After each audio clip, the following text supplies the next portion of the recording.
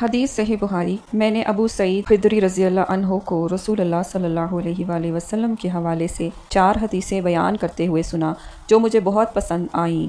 آپ صلی اللہ علیہ وسلم نے فرمایا کہ عورت اپنے شوہر یا کسی ذی رحم محرم کے بغیر 2 دن کا بھی سفر نہ کرے، اور دوسری یہ کہ عید الفطر اور عید الاضحیٰ دونوں دن روزے نہ رکھے جائیں۔